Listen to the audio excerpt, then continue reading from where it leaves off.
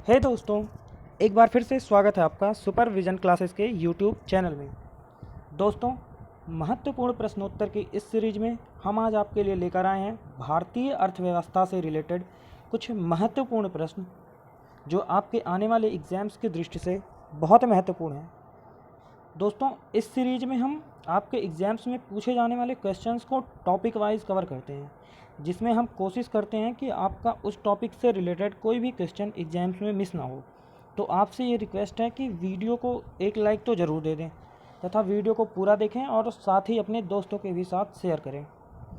हम इन वीडियोस में छोटे प्रश्नों से रिलेटेड एक्स्ट्रा फैक्ट्स को एक छोटे टॉपिक के रूप में भी कवर करने का पूरा प्रयत्न करते हैं, जिससे कि अगर एग्ज़ाम्स में क्वेश्चन से रिलेटेड कोई और भी क्वेश्चन आए तो आपको उन क्वेश्चंस को करने में कोई दिक्कत ना हो। तो दोस्तों, अगर आपने अभी तक हमारे चैनल को सब्सक्राइब नहीं किया है तो सब्सक्राइब कर लें। आप यूट्यूब पे जाके सुपरविजन क्लासेस सर्च करें या फिर डिस्क्रिप्शन में दिए गए लिंक से, या फिर डायरेक्ट हमारे चैनल को सब्सक्राइब कर लें और बेल आइकन को भी दबा दें, जिससे कि आप आने वाली कोई भी वीडियोस मिस ना कर सकें और आपको सभी वीडियोस की नोटिफिकेशन डेली मिल जाए। डेली हमारी वीडियोस सुबह 6:15 पे हमारे चैनल पे डेली एक नई वीडियोस अपडेट हो जाती हैं। तो चलिए, आपका टाइम ज़्यादा वेस्ट ना करते हुए आज की वीडियो स्टार्ट करते हैं, जिसमें हम बात करेंगे भारत के अर्थव्यवस्था के महत्वपूर्ण प्रश्न। तो पहला क्वेश्चन है इसमें, भारतीय रिजर्व बैंक का राष्ट्रीयकरण किस वर्ष हुआ था? तो इसका राइट ऑप्शन है 1949। भारतीय रिजर्व बैंक का राष्ट्रीयकरण 1949 को हुआ था। अब इससे रिलेटेड एक्स्ट्रा फैक्ट्स आप सुन लीजिए, साथ ही आप वीडियो पॉज करके एक्स्ट्रा फैक्ट्स को नोट भी कर सकते हैं। तो आप एक पेन और कॉपी ज़रूर लेके बैठा करें, जिससे कि आप एक्स्ट्रा फैक्ट्स को नोट कर सकें। तो भारतीय रिजर्व बैंक या reserve bank of India Bharat का एक केंद्रीय बैंक है। यह भारत के सभी बैंकों का संचालक है। रिजर्व बैंक जो है वो भारत की अर्थव्यवस्था को नियंत्रित करता है। अब नॉर्मली एक इम्पॉर्टेंट चीज़ है कि जैसे रिजर्व बैंक की स्थापना कब हुई थी, तो रिजर्व बैंक की स्थापना, वो कोई क्वेश्चन इसमें पैसे पूछा नहीं गया, पर रिजर्व बैंक से रिलेटेड एक क्वेश्चन है कि भारतीय रिजर्व बैंक की स्थापना कब हुई थी। तो इसकी स्थापना 1 अप्रैल 1935 को हुई थी। 1 अप्रैल 1935। आप इसको नोट कर सकते हैं, यह एक एग्ज़ाम्स की दृष्टि से महत्वपूर्ण क्वेश्चन है, जिसका जो स्थापना है वो 1935 को reserve bank of India act 1934 के अनुसार की गई।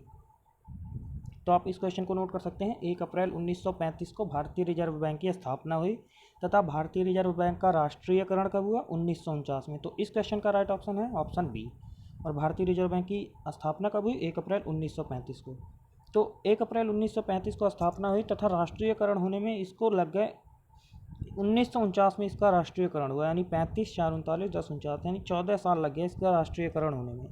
तो भारतीय रिजर्व बैंक क्या है? भारतीय रिजर्व बैंक एक भारत का एक केंद्रीय बैंक है। यह भारत के सभी बैंकों का संचालक है तथा रिजर्व बैंक भारत की अर्थव्यवस्था को नियंत्रित करता है। तो चलिए आगे बढ़ते हैं और next question, question number 2। RBI का स्वामित्व किसके पास है? तो इसका राइट ऑप्शन, वैसे आरबीआई का स्वामित्व केंद्र सरकार के भी पास होता है, राज्य सरकार के पास तथा प्रायोजित बैंकों के पास। आरबीआई का स्वामित्व जो है वो तीनों के पास होता है। तो इसका राइट ऑप्शन है ऑप्शन डी, उपरोक्त सभी संयुक्त रूप से। तो भारतीय रिजर्व बैंक का स्वामित्व किसके पास है? केंद्र सरकार, राज्य सरकार और प्रायोजित बैंक को। नेक्स्ट क्वेश्चन की तरफ बढ़ते हैं, क्वेश्चन नंबर 3। 1 रुपये के नोट पर किसका हस्ताक्षर होता है? तो 1 रुपये के नोट पर हस्ताक्षर होता है वित्त मंत्रालय के सचिव का। तो इसका राइट ऑप्शन है ऑप्शन बी, वित्त मंत्रालय के सचिव। अब 1 रुपये के नोट की भी अलग ही कहानी है। 1 रुपये के नोट की कहानी बहुत ही अलग है। हम कह सकते हैं कि जैसे यह आज के समय में नोट के रूप में सबसे छोटी मुद्रा है। पहली बात तो आप एक्स्ट्रा फैक्ट्स को साथ में वीडियो पहले एक बार सुन लीजिए, फिर नोट करते रहिए, या फिर आपको अगर नोट नहीं करें तो आप दोबारा भी वीडियोज़ को देखें, जिससे आपको इन एक्स्ट्रा फैक्ट्स को याद करने में ज़्यादा दिक्कत ना हो और एक्स्ट्रा फैक्ट्स आपके दिमाग में तो रहें ही। तो जो 1 रुपये का नोट है उसकी कहानी है कि 1 रुपये का नोट आज के समय में तो पहले तो सबसे छोटी नोट के रूप में मुद्रा है, सबसे छोटी मुद्रा है नोट के रूप में, और इसे आरबीआई नहीं भारत सरकार द्वारा जारी करती है। मतलब 1 रुपये का जो नोट है वो आरबीआई नहीं जारी करती, इसे भारत सरकार जारी करती है।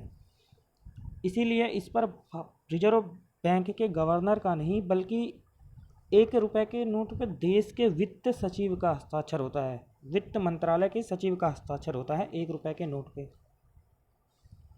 तो इसका राइट ऑप्शन है बी। 1 रुपये के नोट पर किसका हस्ताक्षर होता है? वित्त मंत्रालय के सचिव का। और 1 रुपये का नोट जारी कौन करता है? 1 रुपये का नोट भारत सरकार जारी करती है, ना कि आरबीआई। आप इस चीज़ को भी जान लीजिए, यह भी एक फैक्ट है कि 1 रुपये का नोट भारत सरकार जारी करती है, ना कि आरबीआई। नेक्स्ट क्वेश्चन की तरफ आगे बढ़ते हैं। क्वेश्चन नंबर 4, भारत में सिक्के जारी करने के लिए प्राधिकृत है? तो इसका राइट ऑप्शन है ऑप्शन ए, वित्त मंत्रालय। भारत में वित्त मंत्रालय के द्वारा सिक्के जारी किए जाते हैं। नेक्स्ट क्वेश्चन दोस्तों, यहाँ पे देखिए हमारी वेबसाइट www.estudypoint.in है, तो इसके बारे में आपको थोड़ा सा बता दें, ज़्यादा टाइम नहीं है आपका लेंगे।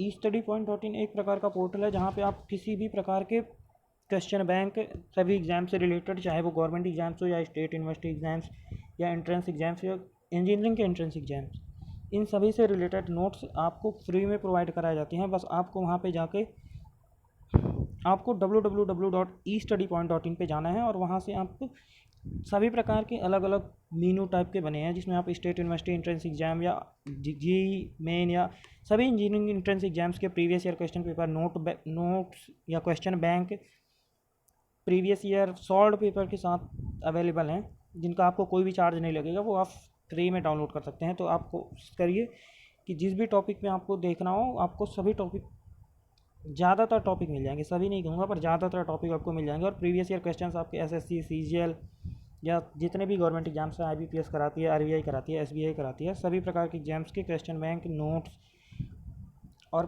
पीडीएफ, जो ज़्यादा कुछ तो हमारे जो नोट्स हैं वो हमारे सुपरविजन क्लासेस और स्टडी पॉइंट के टीम मेंबर्स मिलके बनाते हैं अपने हाथों से, फिर भी उसका कोई चार्ज नहीं है, तो आप उसे डाउनलोड कर सकते हैं। चलिए आगे बढ़ते हैं। Next question, question number 5, state bank of India पहले किस नाम से जाना जाता था? तो स्टेट बैंक ऑफ जो इंडिया है वह पहले इंपीरियल बैंक ऑफ इंडिया के नाम से जाना जाता था। तो इसका राइट ऑप्शन है option C, Imperial Bank of India. State Bank जो है वो है इंडिया का सबसे बड़ी और सबसे पुरानी बैंक है, यानी जो Bharat state bank of India है वह भारत की सबसे बड़ी और सबसे पुरानी बैंक है। स्टेट बैंक का पुराना नाम इंपीरियल बैंक ऑफ इंडिया था। 1 जुलाई 1955 को इंपीरियल बैंक ऑफ इंडिया भारतीय स्टेट बैंक बन गया था, मतलब 1 जुलाई 1955 को इसका नाम चेंज हो गया। तो आप इस डेट को भी याद कर सकते हैं, 1 जुलाई 1955, 1 जुलाई 1955 को imperial Bank of India State bank of India बन गया था। नेक्स्ट क्वेश्चन, भारतीय अर्थव्यवस्था किस प्रकार की अर्थव्यवस्था है? यह भी एक इंपॉर्टेंट क्वेश्चन है, आप इस पर नोट कर सकते हैं, आईएमपी का टिक लगा लीजिएगा। पीडीएफ भी आप चाहें तो हमारे डिस्क्रिप्शन में दिए गए लिंक से डाउनलोड कर सकते हैं, या फिर आप हमारे टेलीग्राम चैनल सुपरविजन क्लासेस से सर्च कर सकते हैं, जिसमें आपको सभी प्रकार की पीडीएफ मिल जाएंगी, या डेली वीडियोज़ की पीडीएफ। डेली वीडियोज़ की पीडीएफ के लिए आप डिस्क्रिप्शन में दिए गए लिंक पर जा सकते हैं, हमारी वेबसाइट www.estudypoint.in पर चेक कर सकते हैं। तो भारतीय अर्थव्यवस्था किस प्रकार की अर्थव्यवस्था है? तो भारतीय अर्थव्यवस्था जो है वह मिश्रित अर्थव्यवस्था है, इसलिए इसका राइट ऑप्शन है ऑप्शन ए। अब हम दुनिया में कितने प्रकार की अर्थव्यवस्था है उनका डिस्कशन कर लेते हैं। हम यहाँ एक छोटा सा डिस्कशन करेंगे सभी प्रकार की अर्थव्यवस्थाओं का, पर आप चाहें तो इसको आप हमारे वेबसाइट पे जाकर चेक कर सकते हैं www.estudypoint पर। उसमें हम भारत की अर्थव्यवस्था का पूरा विस्तृत विवरण है, जिसका हम डिस्क्रिप्शन में लिंक दे देंगे, आप चेक कर लीजिएगा, या फिर आप डायरेक्ट www.estudypoint.in पे जाके चेक कर सकते हैं। तो अब इन नोट्स को थोड़ा सा देख लीजिए कि विश्व में 3 प्रकार की अर्थव्यवस्थाएं पाई जाती हैं। कितनी? 3 प्रकार की। और पहली अर्थव्यवस्था है पूंजीवाद अर्थव्यवस्था, दूसरी अर्थव्यवस्था है समाजवादी अर्थव्यवस्था, तथा तीसरी है मिश्रित अर्थव्यवस्था। अब पूंजीवाद अर्थव्यवस्था क्या होती है? इसमें उत्पादन के साधन पर निजी व्यक्तियों का स्वामित्व होता है। मतलब पूंजीवादी अर्थव्यवस्था में उत्पादन का जो साधन होता है उसमें निजी व्यक्तियों का स्वामित्व होता है, जिसका उपयोग वे अपनी निजी लाभ के लिए करते हैं। अब पूंजीवादी अर्थव्यवस्था है अमेरिका, फ्रांस, जापान आदि देशों में पूंजीवाद अर्थव्यवस्था है। दूसरा है समाजवादी अर्थव्यवस्था। तो समाजवादी अर्थव्यवस्था में उत्पादन के साधनों का स्वामित्व एवं नियंत्रण सरकार के पास होता है, जिसका उपयोग सामाजिक कल्याण के लिए किया जाता है। समाजवादी अर्थव्यवस्था में चीन, क्यूबा आदि देश आते हैं जिनमें समाजवादी अर्थव्यवस्था है। और भारत जो है वह एक मिश्रित अर्थव्यवस्था है, और मिश्रित अर्थव्यवस्था में उत्पादन के साधनों का स्वामित्व सरकार तथा निजी व्यक्तियों के पास होता है, इसीलिए भारत की अर्थव्यवस्था मिश्रित अर्थव्यवस्था है। तो विश्व में कितने प्रकार की अर्थव्यवस्थाएं पाई जाती हैं? विश्व में 3 प्रकार की अर्थव्यवस्थाएं पाई जाती हैं। पहला पूंजीवाद, जिसमें कि उत्पादन के साधनों पर निजी व्यक्तियों का स्वामित्व होता है। दूसरा समाजवाद, जिसमें उत्पादन के साधनों पर सरकार का नियंत्रण होता है तथा यह सामाजिक कल्याण के लिए उपयोग किया जाता है।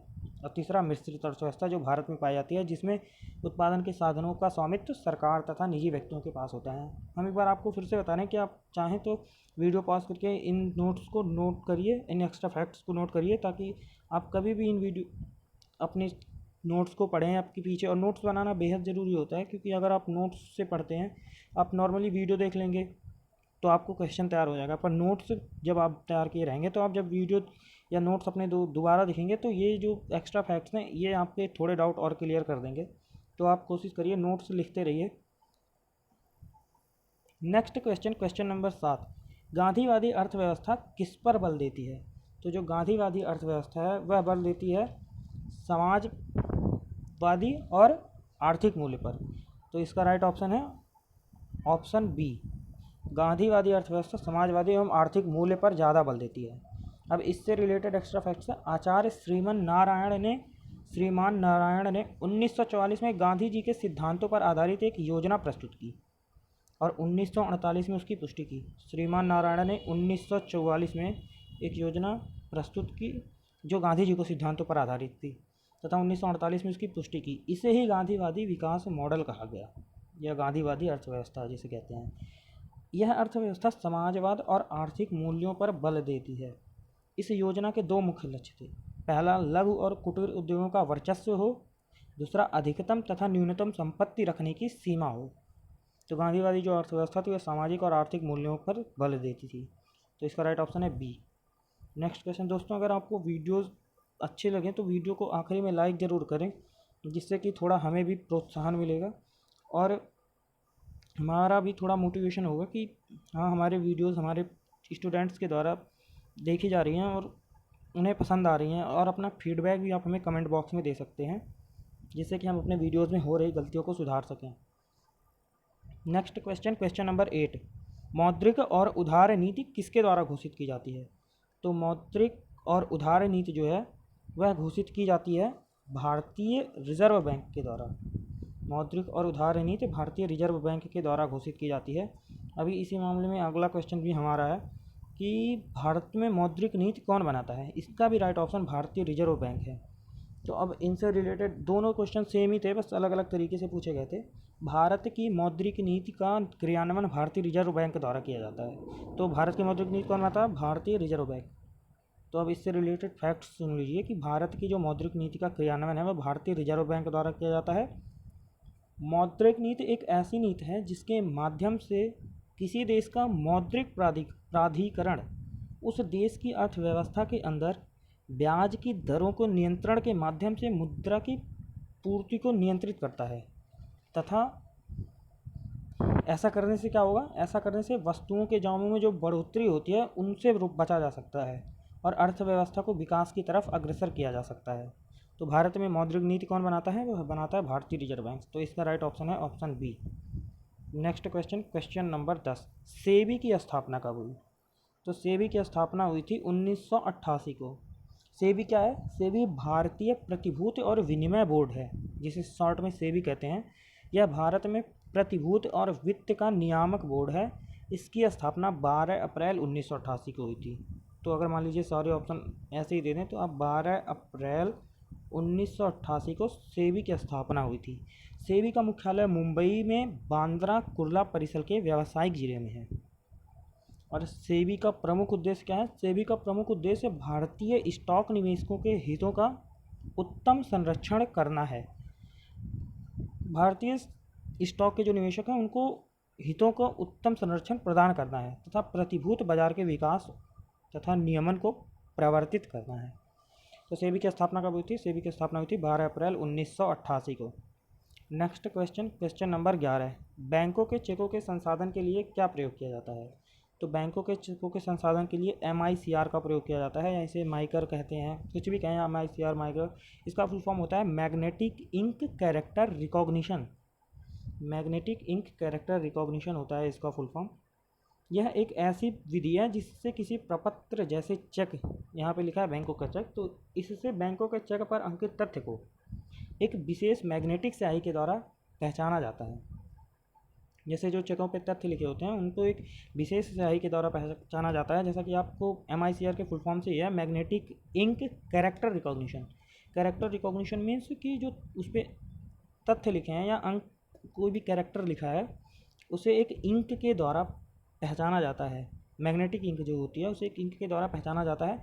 इस प्रकार माइकर जो है MICR बैंकिंग उद्योग द्वारा प्रमुखतया प्रयोग में लाई जाने वाली चेकों पर आधारित या अंकित लिखावट के पहचान की एक टेक्निकल पद्धति है। तो माइकर का फुल फॉर्म क्या है? मैग्नेटिक इंक कैरेक्टर रिकॉग्निशन, और इससे चेकों, बैंकों के चेकों के संशोधन के लिए प्रयोग किया जाता है। साथ ही दोस्तों आज का लास्ट क्वेश्चन है, भारत किसको बिजली निर्यात करता है? तो भारत जो बिजली निर्यात करता है वह करता है बांग्लादेश को। तो इसका राइट ऑप्शन है बांग्लादेश।